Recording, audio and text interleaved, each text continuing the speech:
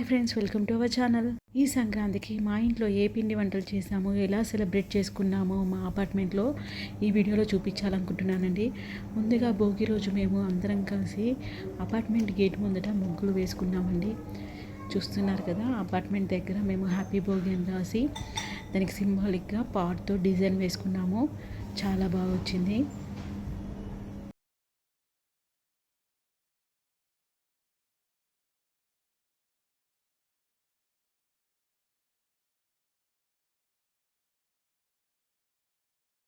ఇదే బిల్లప్పాలని చాలామంది కొందరు చెక్కలని, కొందరు కారమప్పాలని అంటారు. ఇది బియ్యం పిండితో చేస్తారు.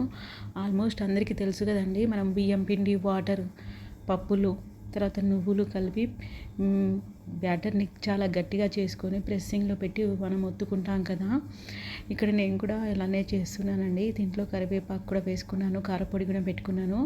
మధ్యలో హోల్ చేశాను, ఎందుకంటే డీప్ ఫ్రై అయినప్పుడు మధ్యలో కూడా ఈక్వల్గా డీప్ ఫ్రై అవుతుంది.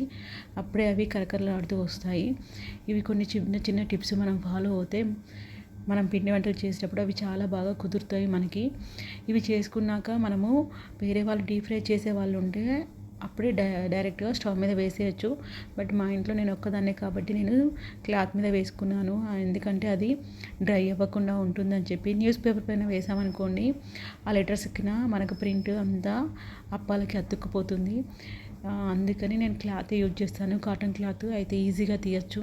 బియ్యం పిండిలో నేను కారం, ఉప్పు, అల్లం వెల్లుల్లి పేస్టు, నానబెట్టిన శనగపప్పు, విడగొట్టిన పల్లీలు, నువ్వులు అండ్ కరివేపాకు వేసుకొని డీప్ ఫ్రై చేసుకున్నానండి. కొంచెం సేపు పిండిని నాననిచ్చాక మనం డీప్ ఫ్రై చేసుకుంటే ఇలా వస్తుంది. డీప్ ఫ్రై చేసేటప్పుడు కొంచెం జాగ్రత్తగా చేయాలి, కరకరలాడుతూ వస్తాయి. తర్వాత నేను తెలంగాణ స్పెషల్ అయిన సకినప్పాలు చేసుకున్నానండి. దీనికోసం నేను ముందుగా బియ్యం పిండిని మనం శుభ్రంగా కడిగి నానబెట్టుకోవాలండి 1 గంట సేపు. తర్వాత దాన్ని మనం పిండి పట్టించాలి. అందులో మనకి కేజీ బియ్యంకి 1/2 కేజీ నువ్వుల చొప్పున వేసుకొని, తర్వాత 50 గ్రామ్స్ ఓమ వేసుకొని బ్యాటర్ని ఇలా తడుపుకోవాలి. నేను ఇందులో వీడియోలో చూపించినట్టుగా బాగా లూజ్గా చేస్తే త్వరగా వస్తాయి, కానీ సకినాలు ఆరడానికి చాలా టైం పడుతుంది. సో మీడియంగా తడుపుకోవాలి. సకినాలు చేసుకోవడం అనేది లాంగ్ ప్రొసీజర్, ఎందుకంటే సకినాలు పొయ్యాలి, మళ్ళీ అవి ఆరాలి. అండ్ ఇవి డీప్ ఫ్రై చేసేటప్పుడు కూడా స్లోగా, అంటే మీడియం ఫ్లేమ్లో పెట్టి స్లోగా డీప్ ఫ్రై చేయాలి కదా. కొంచెం టైం టేకింగ్ ప్రొసీజరే. దీనికైతే ఇద్దరు ఉంటే చాలా హెల్ప్ఫుల్గా ఉంటుంది. సకినాలు వేసుకోవడం కూడా మీకు ఇందులో చూపిస్తున్నాను కదా. మన ఫింగర్ మూమెంట్స్ కంటిన్యూస్గా కదులుతూ ఉండాలి. అండ్ మన చెయ్యి రౌండ్గా కదలాలి. రౌండ్ షేప్ వస్తుంది, లేకపోతే షేప్ అవుట్ అవుతుంది, అంటే అంత లుక్ రాదు. సో ఇందులో మనం 3 లైన్స్, 4 లైన్స్, అది మన ఇష్టం ప్రకారం మనం లైన్స్ వేసుకోవచ్చు. మినిమం 3 to 4 లైన్స్ అయినా ఉండాలి, ఎందుకంటే సకినం ఎండిపోయాక తీసేటప్పుడు విరిగిపోకుండా ఉంటుంది సపోర్టుగా. 1-2 లైన్స్ వేసుకుంటే సకినం తీసేటప్పుడు త్వరగా ఇరిగిపోతుంది. ఈ సకినం మనం ఎలా ఆరిందని చూడాలంటే, సకినం వేసాక మీకు వీడియోలో కనిపిస్తుంది కదా, క్లాత్ కింద అంతా తడి వచ్చేసింది, అంటే బ్యాటర్లో ఉన్న వాటర్ అంతా క్లాత్ పీల్ చేసుకుంటుంది. పీల్ చేసుకున్నాక మనం చేయితో టచ్ చేస్తే అది డ్రై అయిపోయిందని మనకు తెలిసిపోతుంది. అప్పుడే మనం సకినం తీయాలండి. లేకపోతే ఆ పిండిగా ఉన్నప్పుడు మనము డీప్ ఫ్రై చేసామనుకోండి, అది ఆయిల్ పట్టేసినట్టు అవి కరకరలాడుతూ ఉండదు, తినడానికి కూడా అస్సలు బాగుండదు. కట్టుకుపోయింది అంటారు, అంటే కట్టుకో వచ్చింది, తినడానికి రావట్లేదు అంటారు. సకినాలు పోసేటప్పుడు గ్యాప్స్ వస్తుంటే వాటిని దగ్గరికి అంటూ ఉండాలి. అప్పుడు ఆ గ్యాప్స్ ఫిల్ అయిపోతాయి, లేకపోతే తీసేటప్పుడు విరిగిపోవడానికి ఛాన్సెస్ ఉంటాయి. ఇందులో నేను మీకు డీప్ ఫ్రై చేయడం చూపిస్తున్నాను. మీడియం ఫ్లేమ్లోనే పెట్టుకోవాలి ఖచ్చితంగా. నేను పోసిన సకినాలు ఒకసారి ఓవర్ లుక్ ఎలా ఉందో మీకు ఈ వీడియోలో చూపిస్తున్నాను. సకినం తీసేటప్పుడు ప్లేటే తీసుకోవాలండి. కట్లున్న ప్లేట్స్ తీసుకోవద్దు. అలా తీసుకుంటే సకినం తీసేటప్పుడు విరిగిపోయే ఛాన్సెస్ ఉంటాయి. ఎక్స్పీరియన్స్ ఉన్న వాళ్ళకైతే ఎలాంటి ప్లేట్ అయినా వచ్చేస్తుంది. సకినం తీసేటప్పుడు కూడా కొన్ని చిన్న టిప్స్ ఉంటాయండి. అంటే సేమ్ సకినం పైన ఇంకొక సకినం పెట్టచ్చు, కానీ డిఫరెంట్ సైజెస్ ఉన్న సకినాన్ని ఒకదానిపైన ఒకటి పెడితే ఒకదాని బరువు ఇంకొక దాని మీద పడి అవి విరిగిపోతుంటాయి. సో సేమ్ సైజు ఉన్నాయి మాత్రం ఒకదానిపైన ఒకటి స్టెప్ లాగా 3 వరకు తీయచ్చు. అంతకన్నా ఎక్కువ తీస్తే కూడా విరిగిపోతాయి. డీప్ ఫ్రై చేసేటప్పుడు చాలా జాగ్రత్తగా ఉండాలి. అంటే ప్లేట్లో వేసేటప్పుడు చిత్తినట్టుగా పైనుంచి ఎత్తి వేయడం అనేది చేయకూడదు. మీడియం ఫ్లేమ్లోనే మనము డీప్ ఫ్రై చేస్తే అవి సకినాలు వైట్గా ఉంటాయి. అదే హై ఫ్లేమ్లో చేస్తే ఇలా రెడ్గా వస్తాయి. ఇందులో కొన్ని రెడ్గా వచ్చాయి కదా, మీరు గమనిస్తున్నారా అండి. మనం పోసుకున్న సకినాలు ఈ సంక్రాంతికి నోములకు ఖచ్చితంగా చేసుకోవాల్సిన ఇంకొక ఐటము నువ్వులు ఉండాలండి. దీనికి మనం బెల్లము ముందుగా చిన్న ముక్కలుగా కట్ చేసి పెట్టుకోవాలి. అందులో మనకు కేజీ బెల్లం కానీ అర కేజీ బెల్లం కానీ దాన్ని కొలత ప్రకారం మనము నువ్వులను తీసుకోవాలి. బెల్లం ఎంత ఉందో దానికి సరిపడా వాటర్ పోసుకోవాలి. ఎక్కువ మాత్రం పోసుకోకూడదు. ఎక్కువ పోసుకుంటే బెల్లము పాకం రావడానికి టైం పడుతుంది. మేము నువ్వులు ఉండలే కాకుండా పల్లీలు ఉండలు కూడా కట్టాము. అందుకే మీకు ఈ వీడియోలో చూపించాను ఏమేమి ఐటమ్స్ ఉంటాయి అనేది. అంటే పల్లీలు ఉండలకైతే పల్లీలు పుట్నాలు, నువ్వుల ఉండలకైతే ఓన్లీ నువ్వులే ఉంటాయి. నువ్వులు మాత్రం శుభ్రంగా కడుక్కొని మనం వేయించి పెట్టుకోవాలి. పాకం వచ్చాక మనము బెల్లంలో నువ్వులు వేస్తాం కదా, వేయించిన నువ్వుల్ని అది వేడిగా ఉన్నప్పుడు ఇలా నువ్వులు ఉండలు కట్టాలి. రౌండ్గా కట్టాలి, బాగా పిసక్కూడదు. ఇలా రౌండ్ చేస్తుండాలి. అన్నీ చేశాక మనం తట్టలో వేసుకున్నాక రౌండ్గా తిప్పాలి. ఏమైనా షేప్ అవుట్ ఉంటే కూడా అవి ఆటోమేటిక్గా షేప్ సెట్ అవుతాయి.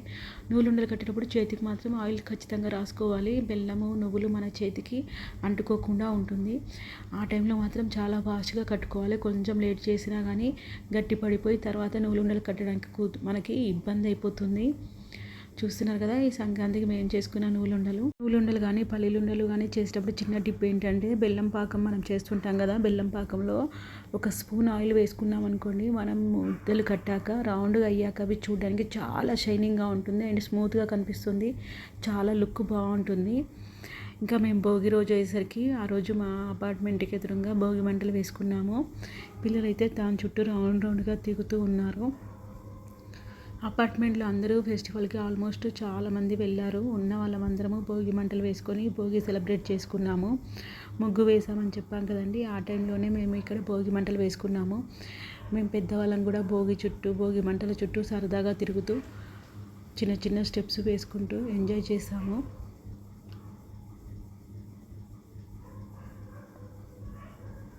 మీరు ఈ భోగి మంటలు వేసుకొని సెలబ్రేట్ చేసుకున్నారా? అయితే కామెంట్ సెక్షన్లో ఖచ్చితంగా మెన్షన్ చేయండి. మీరు ఎలా సెలబ్రేట్ చేసుకున్నారు? భోగి మంటల చుట్టూ మాలాగే ఏమైనా స్టెప్స్ వేశారా, లేకపోతే రౌండ్గా తిరిగారా? ఖచ్చితంగా కామెంట్లో మెన్షన్ చేయండి. ఇంకా తర్వాతి రోజు సంక్రాంతి కదండి, సంక్రాంతికి కూడా మళ్ళీ భోగి రోజు వేసిన ముగ్గులు కాకుండా సంక్రాంతి థీమ్ ఉండేలా చూసుకొని కలర్ఫుల్గా కలర్స్తో ముగ్గులు వేసుకున్నాము అందరం కలిసి. సో అపార్ట్మెంట్ ముందుగా వేసుకుంటే అందరూ పండుగ రోజు కాబట్టి శుభ్రంగా కడుక్కుంటారు కదా, ముగ్గు చెరిగిపోతుందని చెప్పి మేము గేట్కి 2 సైడ్స్ 2 ముగ్గులు వేసుకున్నాము. చాలా కలర్ఫుల్గా బాగా వచ్చింది. ఫ్లవర్స్ కాన్సెప్ట్ తీసుకున్నాము. అండ్ గేట్కి ఎదురుగా వచ్చేసి మేము హ్యాపీ సంక్రాంతి అని చెప్పి సంక్రాంతి థీమ్తో ఇక్కడ ఒక సన్ అండ్ కుండ నుంచి పాలు పొంగుతున్నట్టుగా, భోగి మంటలు పెట్టినట్టుగా చెరుకు గడలు, కైట్స్ ఇవన్నీ సంక్రాంతి కాన్సెప్ట్తో గేట్కి ఎదురుగా వేసామండి. ముగ్గులు అయితే కలర్ఫుల్గా చాలా బాగా వచ్చాయి. నాకైతే చాలా బాగా అనిపించింది. మీకు ఎలా అనిపించింది? ముగ్గులు మీకు కూడా నచ్చాయా? అయితే కామెంట్ సెక్షన్లో మెన్షన్ చేయండి తప్పకుండా, అస్సలు మర్చిపోకండి. ఇక్కడ మేము వీడియోల కోసం కొంచెము ఫోజెస్ ఇస్తూ ముగ్గులకి కలర్స్ వేస్తున్నట్టుగా వీడియోస్ దిగుతున్నాము. ముందు రోజు నైటే వేసేసుకున్నామండి. పండుగ రోజు అయితే ఫుల్గా హడావిడి అయిపోతుంది కదా, కొన్ని స్నాప్స్ కూడా దిగాము. ఇంకా సంక్రాంతి రోజు మా ఇంట్లో ఏమేమి పిండి వంటలు చేసుకున్నామో ఇప్పుడు వీడియోలో చూపిస్తున్నాను. సంక్రాంతి రోజున మా ఇంటి ఆచారం ప్రకారం అయితే మేము బేసన్ పూరీలు అంటారు కదా, శనగపిండి, గోధుమ పిండి అండ్ ఉప్పు, కారం పొడి, జీలకర్ర, వాము వేసుకొని చేసుకుంటామండి. ఇది పూరీలాగా. ఇంకా సంక్రాంతి రోజు బొబ్బెమ్మలు, రేగి పండ్లు ఇవన్నీ కూడా ముందుగానే రెడీ పెట్టుకుంటామండి పూజకి. ఆ రోజైతే 2 తర్వాత సంక్రాంతి వస్తుంది అని అన్నారు, అంటే సంక్రాంతి ముహూర్తము. సో అందుకనే చాలా టైం ఉంది, స్లోగా అన్నీ చేసుకున్నాము. ఇది సాబుదాన్ పాయసము, అందరికీ తెలిసిందే కదండి. సాబుదాన్ పాయసం కూడా మేము ఆ రోజు ఖచ్చితంగా చేసుకుంటాము.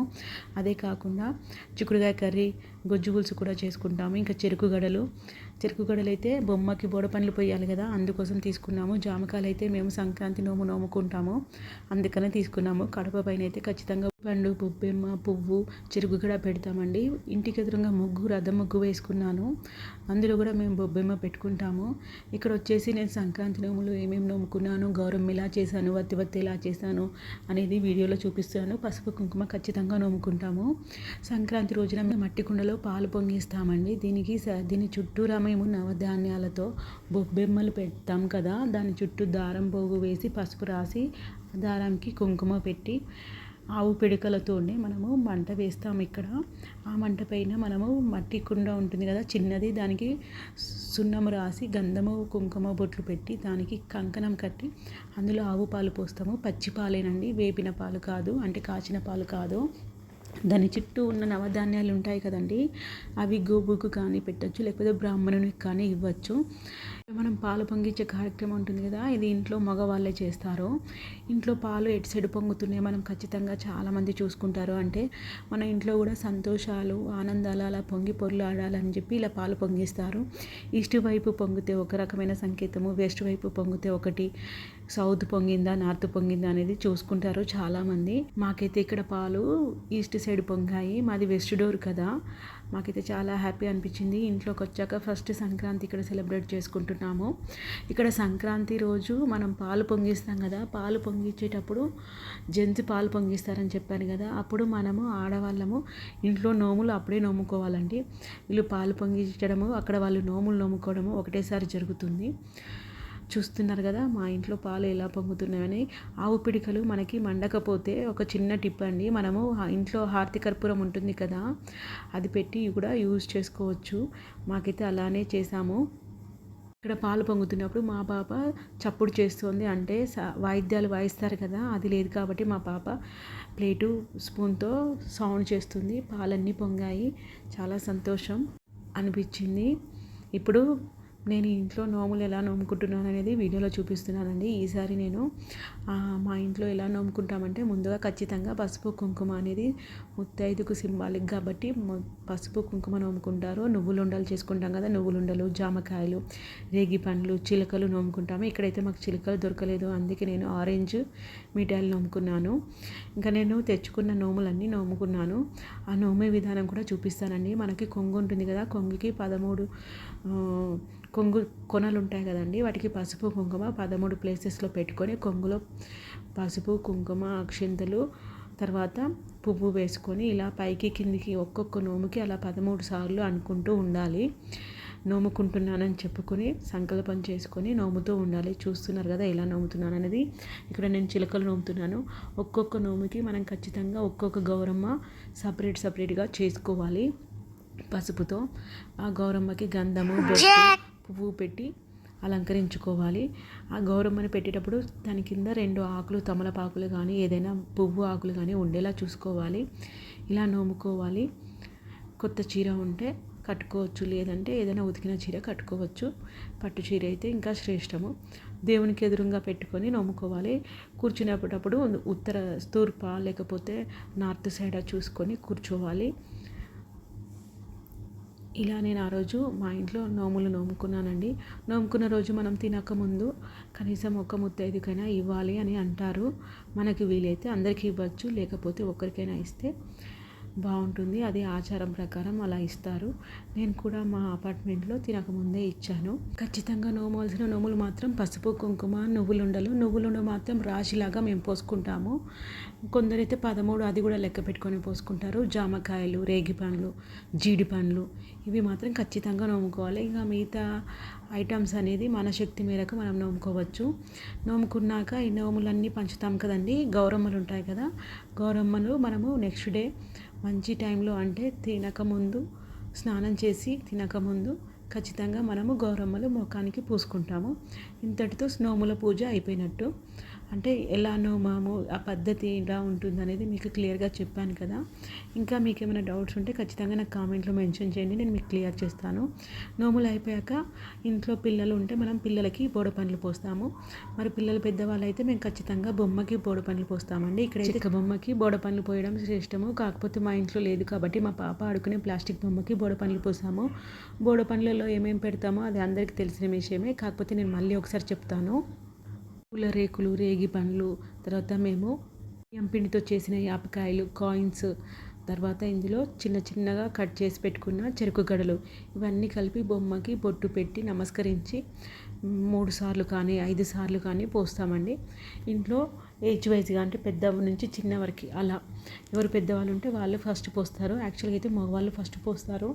తర్వాత ఇంకొకరము బొమ్మకి బొట్టు పెట్టి నమస్కరించుకొని బోడపండ్లు పోసి మొక్కుతాము. ఇలాగా మా పాప కూడా బోడపండ్లు పోసింది, చాలా హ్యాపీగా ఫీల్ అయింది. తన బొమ్మకి మేము ఇలా డెకరేట్ చేస్తున్నామని చెప్పి. తను కూడా ప్రతి చిన్న విషయాన్ని ఎందుకు చేస్తాము ఎలా అని అడుగుతూ తెలుసుకుంటూ ఉంది. పండగని మా ఇంట్లోనైతే హ్యాపీగా జరుపుకున్నాము ఈ పండుగని. పండుగ రోజు నేను సింబాలిక్గా రథం ముగ్గు కూడా వేసుకున్నానండి. ట్రెడిషనల్గా ఉంటుందని చెప్పి జాజుది రాసి జాజు పైన నేను కలర్స్ వేసి రథం ముగ్గు వేసుకున్నాను. ఇలా మా ఇంట్లో సంక్రాంతి సెలబ్రేషన్స్ చేసుకున్నాము. మరి మీరు కూడా సంక్రాంతి సెలబ్రేషన్స్ ఎలా చేసుకున్నారో ఖచ్చితంగా నాకు కామెంట్లో మెన్షన్ చేయండి. Thank you.